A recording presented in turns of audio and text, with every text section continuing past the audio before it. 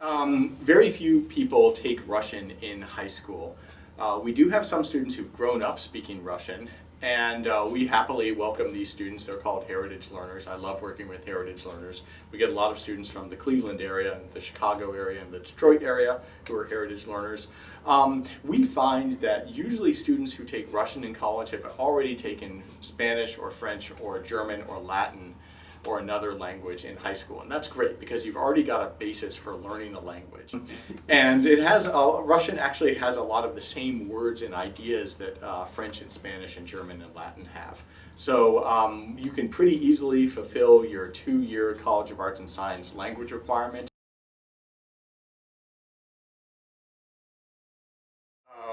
We've got a major and a minor. The major is actually called Russian, East European, Eurasian Studies. Eurasia is kind of a fancy word for the former Soviet Union and also Eastern Europe. And we have a minor in Russian language. And the minor is just what it sounds like. It's Russian language. It's all 4 years of college level Russian. The major is much broader, and it prepares you for a career in political science, in history, in Russian language and culture.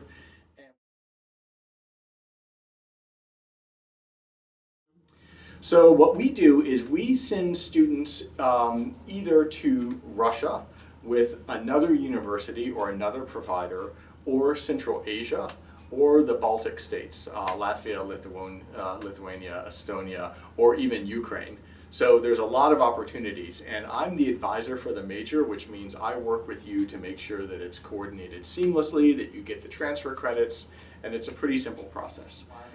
If you do study abroad or study at another U.S. institution, for instance during the summer, last summer we had some students who studied Russian at Indiana University. They did it online because of COVID, and this transfers in and it can count for your College of Arts and Science language requirement, and it counts for the major as well. Yeah.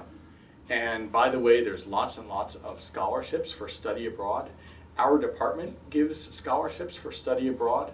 The Haviker Center gives scholarships for study abroad. Those who are doing ROTC can be eligible for scholarships for study abroad. And we have a lot of students who've gone on to get really big national scholarships, including the prestigious Fulbright grant. And Russian is basically a gateway for all of those things.